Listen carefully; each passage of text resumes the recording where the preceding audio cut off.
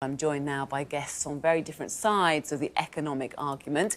Miatta Fahnbulleh, the Executive Director of the New Economics Foundation, joins me in the City studios. We're also joined in Westminster now by Matthew Leach. He is the Head of Research at the Adam Smith Institute. It's great to have you both on the programme. Miatta, let's start with you first. The government says this bill will cost £167 million in direct costs over 10 years, notwithstanding, of course, the £8 billion already spent on no-deal planning and the £39 billion divorce deal.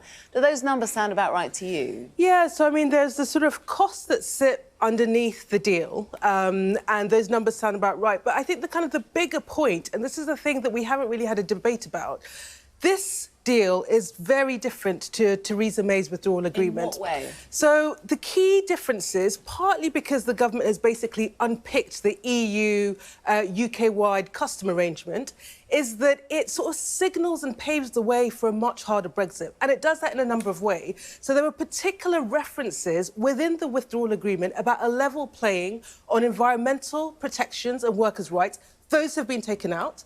The second thing is all the language, all the references around regulatory alignment, so ensuring that our standards and our rules were aligned with the EU in order to allow much closer trading relationships, have been removed. So this signals that actually the long-term intent of this government, when we get to the free trade agreement, is a much looser type of relationship with our biggest trading bloc. And we haven't had an economic impact assessment of the deal because the government won't let us have one or won't reveal the one that's been done. But the sorts of analysis that have been done by both think tanks but also the Treasury, this sort of loose free trade agreement is likely to mean an economy that's about 5 to 7% of GDP smaller per head. It is interesting, Matthew, isn't it, that there is no economic impact assessment. So how on earth can you evaluate whether this deal is good for the country or not economically? Look, I think these kind of monetary evaluations are very difficult.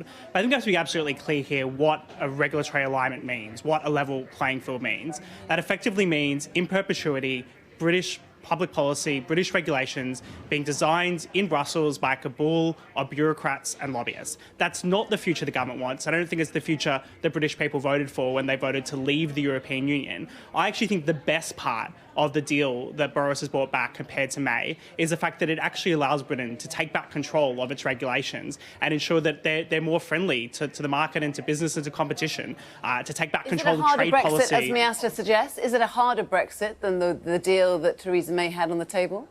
I don't think it's a matter of hard or soft Brexit. It's a question of actually leaving the EU institutions. It makes literally no sense to leave the EU but stay within the customs union and have the EU setting UK trade policy. The opportunities that come from Brexit, the economic opportunities of the future of the global economy, aren't in the UK and aren't even in the EU, but they're actually right across the world.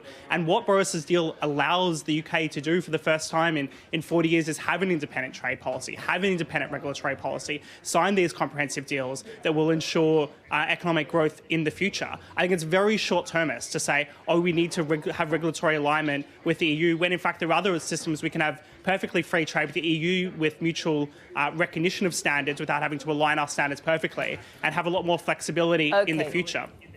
Miatta, I want to get your opinion on some detail we do know, which is what happens to goods traded between the UK and Northern Ireland that may end up in the Republic. 2 extra custom forms to fill out and an admin cost of between £15 and £56. How will that impact business? Well, it just means more cost. It's both transaction costs, so the fact that there is going to be friction on the border, and it also just means administrative costs, and particularly for sort of small businesses that are trading across. I mean, this is hugely problematic. Matthew, as a free market think tank, can you support that? I thought we were all for frictionless trade. Look, we are for frictionless trade, and I think that the DUP very much has a fair point when it comes to these customs declarations. I think the government needs to work out a way around it, even if unilaterally it doesn't necessarily require these kinds of declarations in every case. I think that adding the friction to trade between Northern Ireland and the rest of the UK is a problematic part of this deal. I think it is a compromise that the British government had to make, in a sense, to try to get a meaningful change to the deal. But I think you're completely right, it's less than ideal. Miatta, your critics will say you want to remain. It's not that you want a deal at all, you'd rather remain in the EU. Is that fair? I don't think it's fair. So, in truth, you look at what's been negotiated, you look at the deal that we have now in the European Union, in a huge trading bloc, which is literally on our doorstep, where we get to veto the things that we don't like, where we have been rule shapers and rule makers. We've driven a lot of the agenda in the EU, and it is suboptimal what we have now versus, you know, the option of remaining. But I would be very comfortable with leaving if it wasn't going to hammer the economy and if it wasn't going to hammer communities. So this is all happening against the backdrop of huge swathes of the country that are still under huge amounts of pressure.